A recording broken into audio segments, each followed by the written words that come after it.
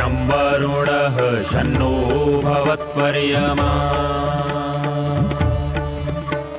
शन्न इन्द्रो बृहस्पतिः शन्नो विष्णुरुक्रमः ॐ शान्ति शान्ति शान्तिः।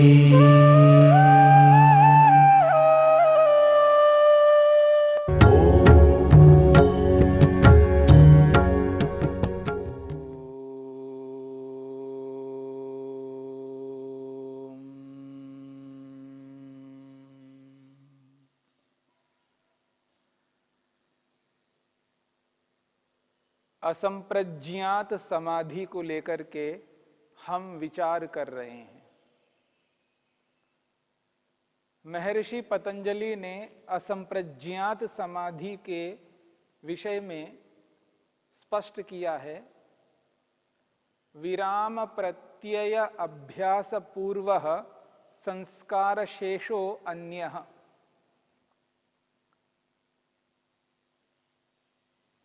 बार बार परवैराग्य का अभ्यास कर करके, बार बार परवैराग्य का अभ्यास कर करके निरुद्ध अवस्था को पाकर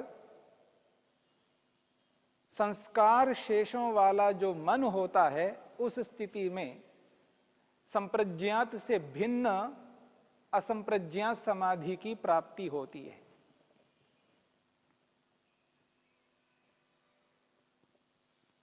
इस सूत्र में संस्कार शेषा एक पद आया है।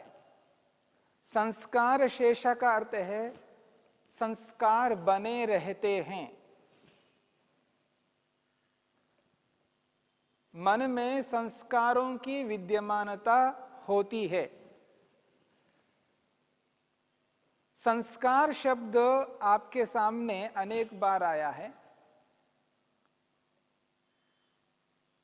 पिछले बहुत सारे सूत्रों को पढ़ते समय आपने संस्कार शब्द को सुना। संस्कार उसको कहते हैं जैसे कोई व्यक्ति रबर स्टैंप पर पता लिखवाता है। कोई व्यक्ति एक रबर स्टैंप पर अपने घर का पता, एड्रेस लिखवाता है, और जब कभी उसको कोई पत्र भेजना हो तो लिफाफे के ऊपर उसने उस रबर स्टैंप को लगाता है, मुद्रित करता है। तो रबर स्टैंप पर जो भी लिखा हुआ होगा, जो अक्षर लिखे हुए रहेंगे, वे अक्षर उस लिफाफे के ऊपर अंकित हो जाते हैं। जैसा जैसा उस स्टैंप पर लिखा हुआ है, वैसा वैसा उस लिफाफे के ऊपर अंकित हो जाता है, मुद्रित होता है। वो जो अंकन है, उस अंकन को संस्कार कहा जाता है। ठीक इसी प्रकार से जो हमारा मन है, उस मन में अंकित होता रहता है। क्षिप्त अवस्था में जो भी व्यक्ति ने किया, मूढ़ अवस्था में जो भी क्रिया कर्म किया, विक्षिप्त अवस्था में जो कुछ भी किया है, वह सब मन पर अंकित होता है। उस अंकन को यहां पर संस्कार शब्द से कहा है। और असंप्रज्ञात समाधि की स्थिति में यह बात कही जा रही है कि मन कैसा रहता है, संस्कार शेषः, संस्कारों वाला होता है। मन में संस्कारों की विद्यमानता होती है। कौन से वो संस्कार हैं जो मन में रहते हैं? कौन से वो संस्कार हैं जो मन में रहते हैं? असंप्रज्ञात समाधि के लगने से पहले संप्रज्ञा समाधि लगती है, और संप्रज्ञा समाधि से पहले जो वृत्तियां बनती हैं, जिन जिन अवस्थाओं में जो जो वृत्तियां बनती हैं, उन समस्त वृत्तियों के संस्कार मन में रहते हैं। क्षिप्त के, मूढ़ के, विक्षिप्त के संस्कार मन में रहते हैं। प्रमाण संबंधी, विपर्य संबंधी, विकल्प संबंधी, निद्रा संबंधी, स्मृति से संबंधित संस्कार मन में रहते हैं। पांचों वृत्तियों से संबंधित जितने भी संस्कार है वो सब के सब मन में रहते हैं। तीनों अवस्थाओं में, मन की तीनों अवस्थाओं में जितनी भी वृत्तियां बनती हैं, उन समस्त वृत्तियों के संस्कार मन पर पड़ते हैं, क्योंकि वृत्तियों से ही संस्कार बनते हैं। आपने पहले सुना है कि वृत्तियों से संस्कार बनती है। जैसे प्रत्यक्ष वृत्ति, मैं आपको देख रहा हूं, आंखों के माध्यम से मैं आपको देख रहा हूं, यह प्रत्यक्ष वृत्ति है। तो आपको देखने का संस्कार मन पर पड़ता है। इसलिए कभी किसी भी स्थिति में मैं इस संस्कार को उभार करके अनुभव करता हूं, स्मृति कर लेता हूं। जैसे प्रत्यक्ष वृत्ति का संस्कार मन पर पड़ता है, ऐसे अनुमान वृत्ति का, शब्द वृत्ति का, प्रमाण वृत्ति से अलग अलग प्रमाणों के संस्कार मन में पड़ते हैं। जब मिथ्या ज्ञान होता है, विपरीत उल्टा ज्ञान होता है, उसके भी मन पर संस्कार पड़ते हैं। जब विकल्प वृत्ति बनती है, उस स्थिति के भी मन पर संस्कार बनते हैं। जब व्यक्ति निद्रा लेता है, नींद लेता है, तो निद्रा के भी संस्कार मन में पड़ते हैं। ऐसे स्मृति के भी संस्कार मन में पड़ते हैं। तो मन की तीनों अवस्थाओं में जितनी भी वृत्तियां बनती हैं, उन समस्त वृत्तियों के संस्कार मन पर पड़ते हैं। वो सबके सब संस्कार मन पर रहते हैं। संस्कार शेषः कहा। और एक बात, मन की जो चौथी अवस्था है, एकाग्र अवस्था, उस एकाग्र अवस्था में वृत्तियां वैसी नहीं बनती हैं, परंतु उस एकाग्र अवस्था में जो जो समाधि लगाता है, संप्रज्ञा समाधि एकाग्र अवस्था में प्राप्त होती है। उस एकाग्र अवस्था में जो चार भेदों वाली संप्रज्ञा समाधि है, उन चार भेदों में जितने पदार्थों का साक्षात्कार दर्शन होता है, उनके भी संस्कार मन में पड़ते हैं। तो तीनों अवस्था वाले संस्कार और एकाग्र अवस्था वाले संस्कार, ये सारे के सारे संस्कार मन में विद्यमान रहते हैं। संस्कार शेषा का ये अभिप्राय है। यहां पर कोई व्यक्ति यह न समझे, यदि संस्कार मन में है तो संस्कारों से फिर वृत्तियां बनेंगी, क्योंकि नियम यह है, संस्कारों से वृत्तियां बनती हैं और वृत्तियों से फिर संस्कार बनते हैं। तो जब ये संस्कार मन में रहते हैं, तो क्या ये संस्कार पुनः दोबारा वृत्तियों को उत्पन्न नहीं करेंगे? ये एक प्रश्न उपस्थित हो सकता है। क्या उन संस्कारों से प्रेरित होकर के दोबारा व्यक्ति और वृत्तियां नहीं बना पाएंगे? समाधि काल में तो वृत्ति नहीं बना सकता। समाधि के काल में वृत्ति इसलिए नहीं बना सकता क्योंकि समाधि जो लगी है वो वैराग्य के कारण से लगी है, और जो वैराग्य प्राप्त हुआ है वो विवेक के कारण से प्राप्त हुआ है। तत्वज्ञान से वैराग्य हुआ है। वैराग्य की स्थिति में व्यक्ति वृत्तियां नहीं बनाया करता है। मेरी बात को समझने का प्रयत्न करना। ये जो वृत्ति बनेगी, ये वृत्ति उस स्थिति में बन सकती है जब व्यक्ति को वैराग्य नहीं होता है, तत्वज्ञान नहीं होता है, तब वो वृत्ति बनाएगा। जब वृत्ति बना रहा है, यानी वृत्ति बन रही है, तो समाधि नहीं लग सकती। समाधि उस स्थिति में लगेगी जिस स्थिति में वृत्तियों को रोका जाता है। और विशेषकर जहां असंप्रज्ञा समाधि की बात कही जा रही हो, और असंप्रज्ञा समाधि तब लगेगी जब वृत्ति सर्वथा रुक जाएगी। इसलिए परिभाषा के अंतर्गत कहा है विराम,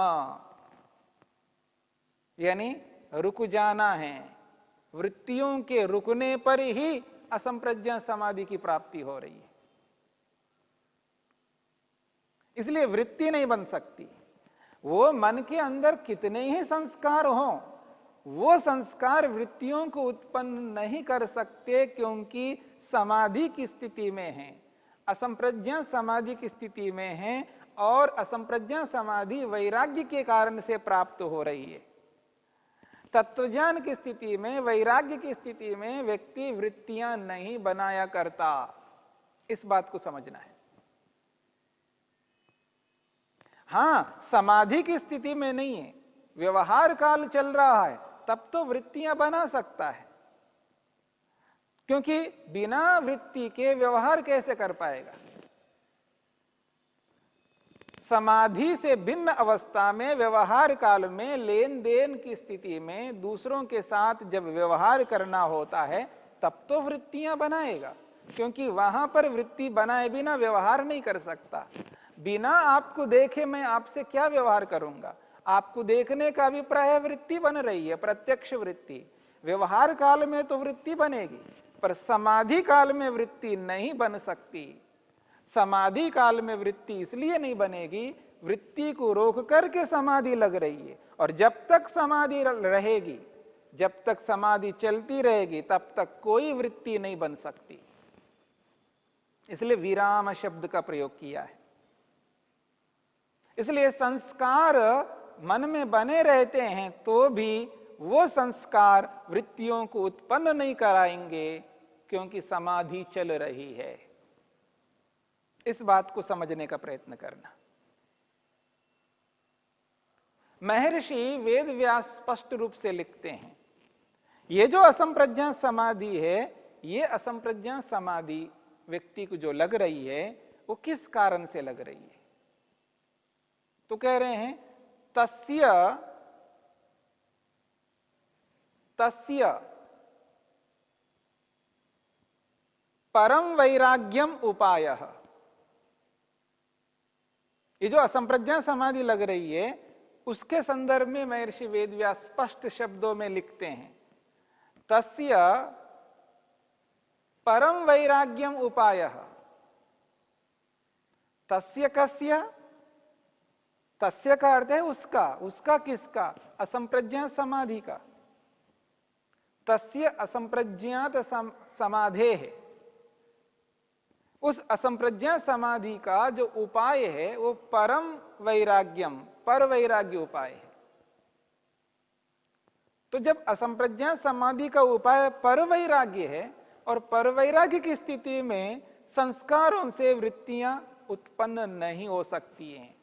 यद्यपि नियम है संस्कार वृत्तियों को उत्पन्न करते हैं, लेकिन समाधि काल में वृत्तियों को उत्पन्न नहीं कर सकते। व्यवहार काल में वृत्तियां अवश्य उत्पन्न होंगी।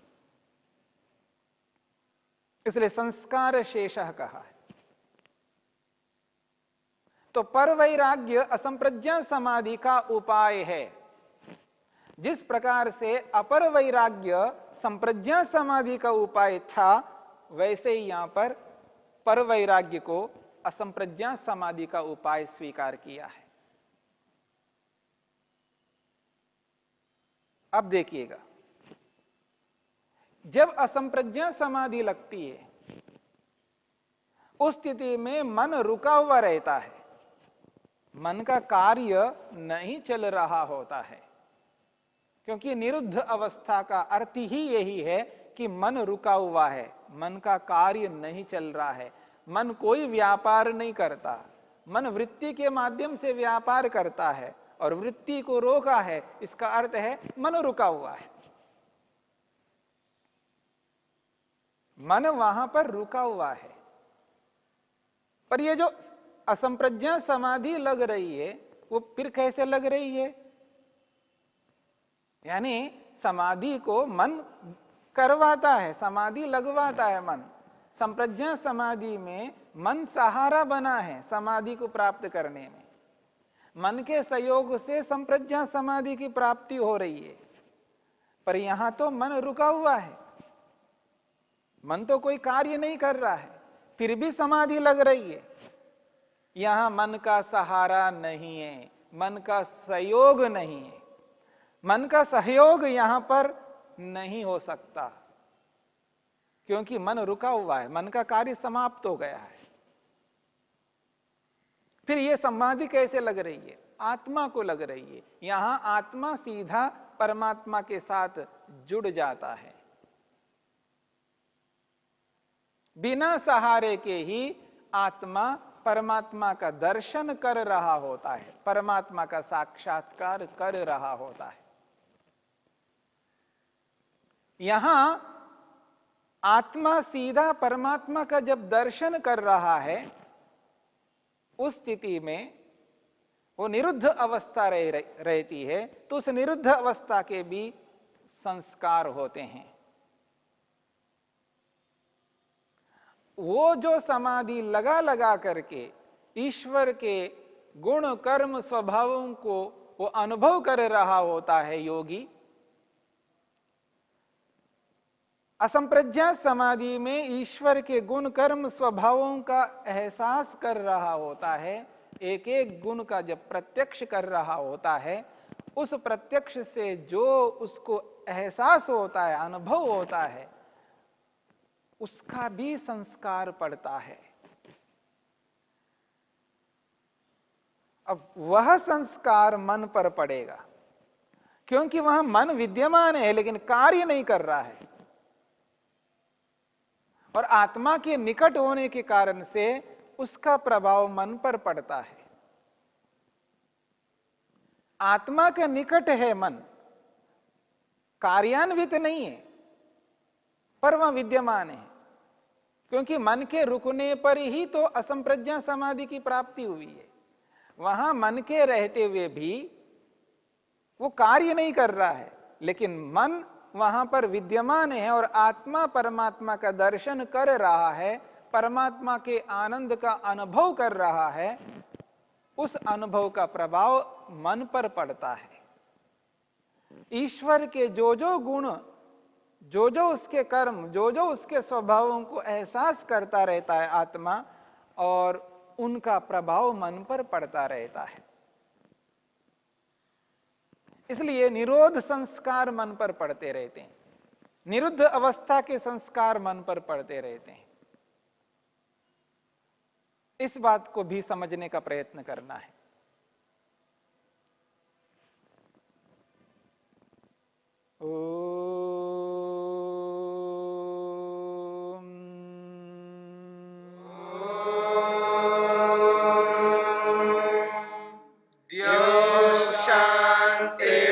शांतिरंतरिक्षं शांति पृथिवी शांतिरापः शांतिरोषधयः शांतिः वनस्पतयः शांतिर्विश्वे देवा शांतिर्ब्रह्म शांति सर्वं शांति शांतिरेव शांति शांति